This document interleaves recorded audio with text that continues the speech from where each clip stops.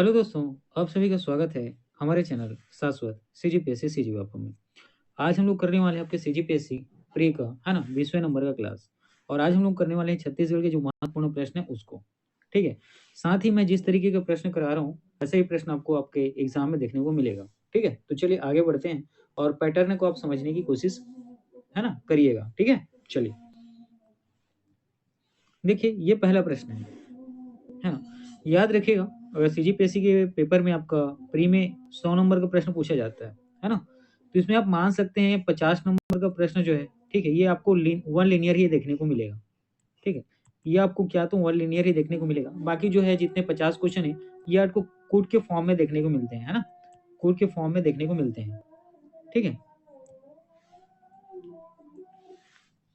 तो देखिए इस तरीके का क्वेश्चन जो है क्या करता है, ये आपको सिलेक्शन दिलाता है ना, क्योंकि डायरेक्ट स्ट्रेट क्वेश्चन रहते हैं। यहाँ से आपको जो आता है, आपको सही आता है तो आप उसको सही कर जाएंगे, नहीं तो फिर, है ना, वो आपसे क्या होता है, सही नहीं होता। ठीक, तो इसमें आपसे पूछा गया कि छत्तीसगढ़ के कौन से लेखक छंद शास्त्री हैं, ये आपको बताने हैं। ए बलदेव प्रसाद मिश्र, बी पदुमलाल पुन्नालाल बख्शी, सी माधवराव सप्रे, डी जगन्नाथ प्रसाद भानु, ई ठाकुर छेदीला। तो देखिए इस प्रश्न का जो सही उत्तर होगा वो होगा आपका ऑप्शन डी, जगन्नाथ प्रसाद भानु, है ना। ठीक है, तो आपको याद रखना है, ये बहुत इंपॉर्टेंट है कि छत्तीसगढ़ के कौन से लेखक छंद शास्त्री हैं, तो आपको याद रखना है जगन्नाथ प्रसाद भानु, इनके बारे में। ठीक है, चलिए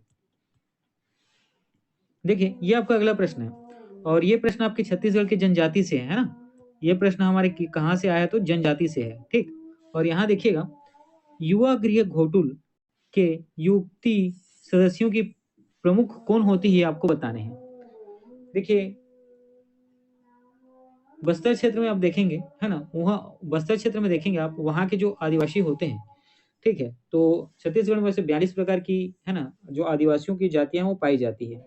ठीक है, तो इसमें याद रखिएगा, तो बस्तर क्षेत्र में निवास करने वाले आदिवासियों का युवा गृह होता है ना। कुछ कुछ आदिवासियों का, जैसे 42 में सभी 42 के तो नहीं है, लेकिन 5-10 के हैं जिनका युवा गृह होता है। ठीक है, तो युवा गृह होता है तो उसको अलग नाम से जाना जाता है ना, अलग अलग आदिवासियों में उनको अलग नाम से जाना जाता है। जैसे युवा गृह घोटुल जो है ना, इसमें जो युक्तियां हैं, इनको सदस्यों को क्या कहा जाता है, प्रश्न आपसे पूछा गया है।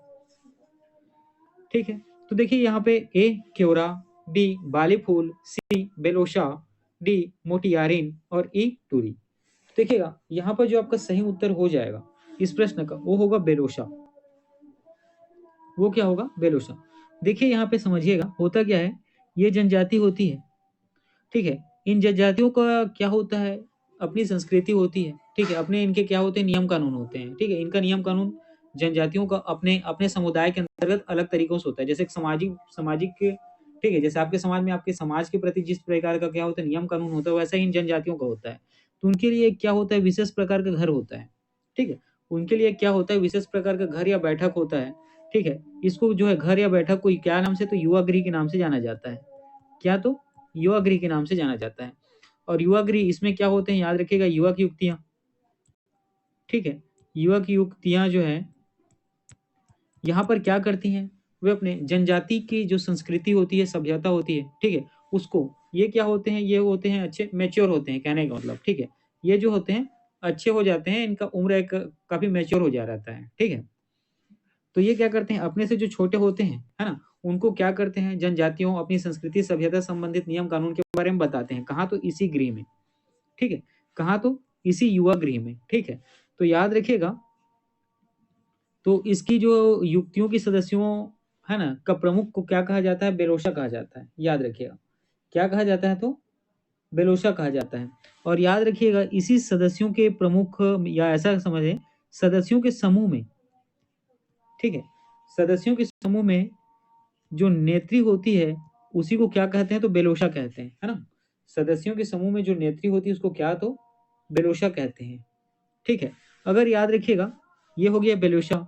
और ये क्या होता है, ये जो युक्तियां होती है उनके सदस्यों का प्रमुख होता है। लेकिन जो और युक्तियां होती हैं, है ना, इनके साथ चूंकि ये युक्तियों के सदस्यों का प्रमुख है, लेकिन जो और युक्तियां होती हैं, है ना, एक मिनट, है ना, लेकिन जो और युक्तियां होती हैं उनको क्या कहा जाता है, तो उनको कहा जाता है मोटियारिन। याद रखना है, उनको क्या कहा जाता है, तो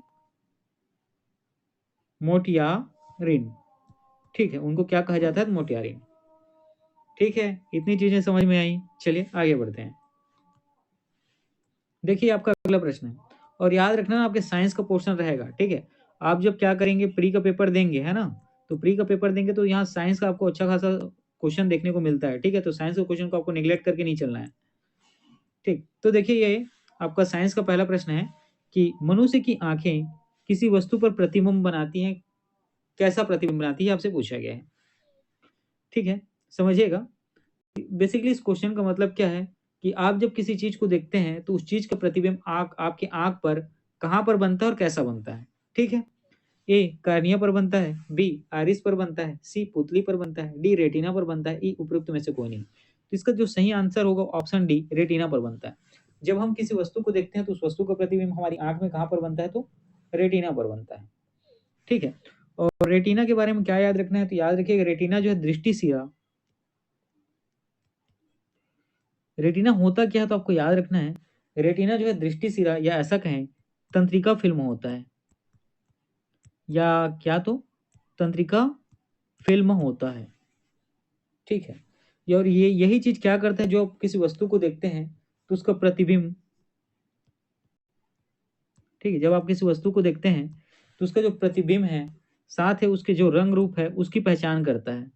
ठीक, प्रतिबिंब कैसा है, उसका रंग कैसा है ना, उसकी अलग अलग स्ट्रक्चर के बारे में क्या करता है, ये पहचान करता है। और इसी को पहचान कर जो है ना, इसी को पहचान कर ये क्या होता है, ये इसी को जो पहचान कर मस्तिष्क जो है इसको क्या करता है, रीड करता है। मस्तिष्क जो है इसको क्या करता है और रीड करता है। और उसके बाद जो प्रतिबिंब हमारे दिमाग पर बनता है या मस्तिष्क पर बनता है, वो कैसा बनता है? तो याद रखिए उल्टा बनता है। ठीक है, कैसा बनता है? तो याद रखना उल्टा बनता है। और कैसा बनता है? वास्तविक बनता है, उल्टा और वास्तविक। ठीक है, इतनी चीजें क्लियर हुई। चलिए आगे बढ़ते हैं। देखिएगा ये आपका अगला प्रश्न है, यहाँ आपसे पूछा गया है कि रायपुर को नगर निगम का दर्जा कब मिला, ये आपको बताने हैं। ए 1951 में, बी 1956 में, सी 1961 में, डी 1967 में और ई 1971 में। तो याद रखिएगा रायपुर को नगर निगम का दर्जा कब मिला, तो आपको याद रखना है यहाँ पे 19 वर्ष 1967 में। कब? तो 1967 में। अब इसको देखते हैं। सबसे पहले तो एक डेट याद रखना है, 17 मई 1867। ठीक है, 17 मई 1867 को याद रखना है, रायपुर में नगर पालिका का गठन होता है। रायपुर में किसका? तो आपको याद रखना है नगर पालिका का रायपुर में गठन होता है। और इसके 100 साल बाद, लगभग 100 साल बाद, याद रखना है 26 अगस्त 1967 को, ठीक है, नगर पालिका परिषद, ठीक है, 26 अगस्त 1967 को नगर पालिका परिषद जो है ये नगर निगम के नाम से जाना जाता है। ये जो है क्या, तो नगर निगम के नाम से जाना जाता है, या ऐसा कहें नगर पालिका परिषद का जो है क्रम में क्या होता है, उन्नति होती है ना, उनके क्रम में क्या होती है, उन्नति होती है। ठीक है, तो यहाँ पर आपका आंसर आपको मिल गया। ठीक है, चलिए आगे बढ़ते हैं। देखिए आपका ये अगला प्रश्न है, यहाँ पर सूची 1 ये वाला और सूची 2 ये वाला दिया हुआ है। और यहाँ पे प्राचीन छत्तीसगढ़ के राजवंश, ये सारे क्या है, तो राजवंश है ना, ये सारे राजवंश हैं। और उस राजवंश से संबंधित शासक, ये सारे जो है शासक हैं, और इनके बारे में आपसे क्या कहा गया है, सूची मिलान आपको करना है। ये कूट में इस तरीके का प्रश्न है, आपका आंसर कौन सा होगा। ठीक, तो देखिए आपको यहाँ पर हम लोग देखते हैं, तो नल वंश, तो नल वंश से संबंध किस राजा का है, तो याद रखना है स्कंद वर्मन। ठीक, नल वंश से संबंध किस राजा का है, तो याद रखिएगा स्कंद वर्मन का। उसी प्रकार सरबपुरी वंश से संबंध किसका है, तो सुखदेव राज का, है ना। सरबपुरी वंश से संबंध किससे है, तो सुखदेव राज का।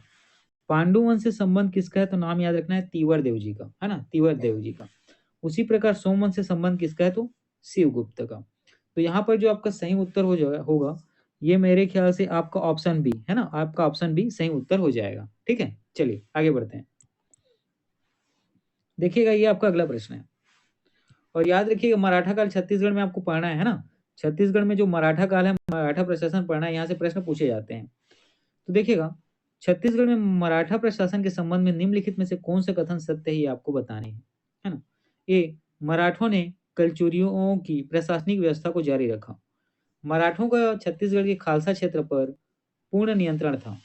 मराठों ने भू राजस्व का 10 साला बंदोबस्त लागू किया।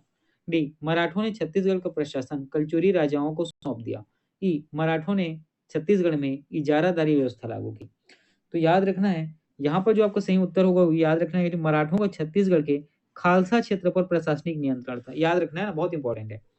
ठीक है, मराठों का छत्तीसगढ़ के खालसा क्षेत्र पर प्रशासनिक नियंत्रण था। चलिए आगे बढ़ते हैं, ये आपका अगला प्रश्न है। देखिए, यहाँ आपसे पूछा गया है कि निम्नलिखित में से किसने 1920 में बीएनसी मिल जो राजनांदगांव में स्थित है के श्रमिकों की ऐतिहासिक हड़ताल का नेतृत्व किया। देखिए 1920 में, ठीक है, कहाँ तो बीएनसी मिल में, बीएनसी मिल कहाँ है तो राजनांदगांव में, याद रखना है। यहाँ पर क्या होता है, श्रमिकों के द्वारा हड़ताल किया जाता है। यहाँ पर क्या तो श्रमिकों के द्वारा क्या तो हड़ताल किया जाता है। तो श्रमिक हड़ताल का नेतृत्व किसके द्वारा किया जाता है, प्रश्न आपसे पूछा गया है। ए, पंडित सुंदरलाल शर्मा द्वारा, बी, ठाकुर प्यारेलाल सिंह द्वारा, सी, क्रांति कुमार भारती द्वारा, डी, बैरिस्टर छेदीलाल द्वारा, या ई, कुतुबुद्दीन द्वारा। तो यहाँ देखिए आपका ऑप्शन भी सही उत्तर हो जाएगा, ये होगा ठाकुर छेदीलाल द्वारा, है ना। देखिए ठाकुर प्यारेलाल सिंह द्वारा, माफ करिएगा ना, यहाँ पर ऑप्शन भी आपका सही उत्तर हो जाएगा, ठाकुर प्यारेलाल सिंह द्वारा। ठाकुर प्यारेलाल सिंह के बारे में और क्या याद रखना है, याद रखना है इनको श्रमिक आंदोलन का सूत्रधार कहा जाता है। ठीक है, ठाकुर प्यारेलाल सिंह को क्या तो श्रमिक आंदोलन का सूत्रधार कहा जाता है, ये आपको याद रखने हैं। ठीक है, इंपॉर्टेंट है। और क्या याद रखना है इनके बारे में, तो इनके बारे में याद रखिएगा सहकारिता आंदोलन। ठीक है, क्या तो सहकारिता आंदोलन, ठीक, सहकारिता आंदोलन की ये क्या थे तो प्रणेता थे। ठीक, ये दोनों चीजें याद रखनी इंपॉर्टेंट है। तो ठाकुर प्यारेलाल सिंह के बारे में क्या याद रखना है कि ये श्रमिक आंदोलन के सूत्रधार थे और साथ ही सहकारिता आंदोलन के प्रणेता थे, है ना। सहकारिता आंदोलन के क्या तो प्रणेता थे। चलिए आगे बढ़ते हैं, देखिएगा ये आपका अगला प्रश्न है। ठीक, और इम्पोर्टेंट प्रश्न है और ये रामायण काल से संबंधित है, समझिए एक तरफ से, है ना। तो छत्तीसगढ़ में तुरतुइया किस ऋषि से संबंध है, ये आपको बताने हैं। ए, लोमेश, बी, विश्वामित्र, सी, वाल्मीकि, डी, वशिष्ठ, ई, अगस्त्य। तो याद रखिएगा तुरतुरिया, है ना। देखिएगा छत्तीसगढ़ में तुरतुरिया एक स्थान है। ठीक है, और ये किस ऋषि से संबंध रखता है ये आपको बताने हैं कि तुरतुरिया नामक स्थान पर कौन से ऋषि रहते थे। ठीक, सबसे पहले तो याद रखना है छत्तीसगढ़ का जो सुरसरी गंगा है, ठीक है, छत्तीसगढ़ का जो सुरसुरी गंगा है, यही जो है क्या तो याद रखिएगा तुरतुरिया के नाम से प्रसिद्ध है। क्या तो तुरतुरिया के नाम से प्रसिद्ध है। ठीक है, ये चीज आपको याद रखना है। और ये तुरतुरिया है कहाँ तो याद रखिएगा बहिरा। ठीक, बहिरा नामक एक गांव है, उसी के पास याद रखिएगा बलभद्री नदी।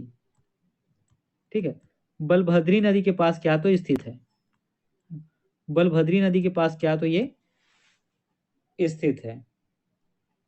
ठीक है, और याद रखिएगा त्रेता युग में ऐसा कहा जाता है ना, त्रेता युग में कहा जाता है कि ऐसा महर्षि वाल्मीकि जी का, ठीक है, किसका तो याद रखना है महर्षि, ठीक है, वाल्मीकि जी का यहाँ क्या था तो आश्रम स्थित था। ठीक है, महर्षि वाल्मीकि जी का यहाँ क्या तो आश्रम स्थित था। ठीक है, और यही महर्षि वाल्मीकि जी के आश्रम में किनका जन्म हुआ था तो याद रखना है लव कुश का। किसका जन्म हुआ था तो लव कुश का, भगवान राम के दोनों बेटों का। इसीलिए इसको लव कुश का जन्म स्थली के नाम से भी जाना जाता है ना। इसीलिए इसको क्या तो लव कुश का जन्म स्थली के नाम से भी जाना जाता है। ठीक, इतनी चीजें क्लियर हुई, चलिए आगे बढ़ते हैं।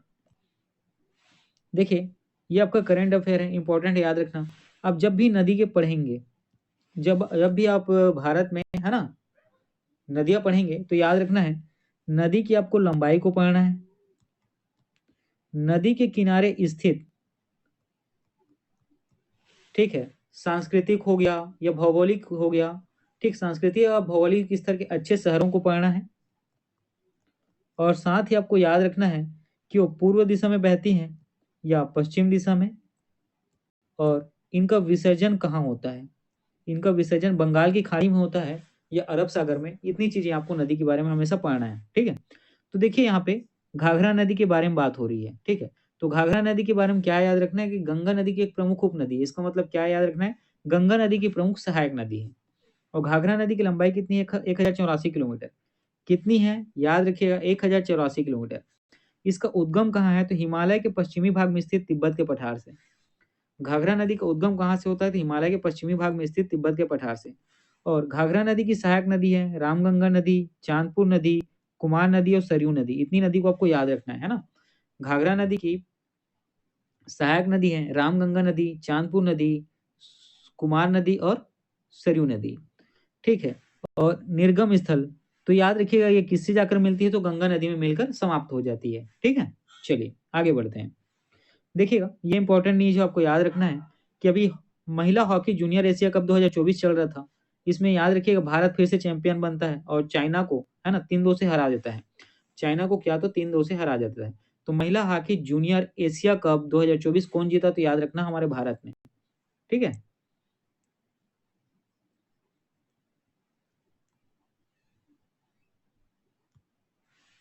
देखिए ये संविधान के बारे में इंपॉर्टेंट चीज है, याद रखना है। 1955 में देहरादून में स्थित भारतीय सर्वेक्षण विभाग ने मूल संविधान की 1000 ऑफसेट प्रिंटेड प्रतियां तैयार की। इन प्रतियों के निर्माण में 12 वर्ष का समय लगा। ये इंपॉर्टेंट है ना, याद रखना, एक एक शब्द पढ़ना है यहाँ से, ठीक है। चलिए आगे बढ़ते हैं। देखिए ये आज का आपका, है ना, 17 तारीख का इंपॉर्टेंट करंट अफेयर है। इसमें आपको याद रखना है, हाल ही में राजस्थान में 46,000 करोड़ रुपए से अधिक परियोजनाओं का लोकार्पण जो है किनके द्वारा किया गया, तो प्रधानमंत्री मोदी जी के द्वारा किया गया। कितना, तो 46,000 करोड़ रुपए से अधिक का, कहाँ, तो राजस्थान में, ठीक है। और याद रखिएगा संविधान के 75 साल की गौरवशाली यात्रा पर विशेष चर्चा दूसरे दिन, ठीक है। तो संविधान का कितना, है ना, कितना सालगिरह हो गया, तो याद रखिएगा 75 साल, ठीक है। और साथ ही आपको याद रखना है लोकसभा में एक राष्ट्र एक चुनाव, मतलब हमारे एक राष्ट्र के लिए केवल एक ही चुनाव होगा। इसमें 2 विधेयक क्या, तो पेश किए गए हैं, ठीक है। और याद रखिएगा फ्रांस के मायोटो द्वीप में चक्रवात चीडो, ठीक है। तो फ्रांस के मायोटो द्वीप में कौन सा चक्रवात आया है, तो याद रखना है चीडो। इतना ही याद रखना है ना, इंपॉर्टेंट है। तो या ऐसा पूछा जा सकता है कि चीडो चक्रवात किस देश में आया है, तो फ्रांस में। और फ्रांस में कहा, तो मायोटो द्वीप में, ठीक है। चलिए आगे बढ़ते हैं। तो ठीक है दोस्तों, आज का क्लास इतना ही, पढ़ते रहिए।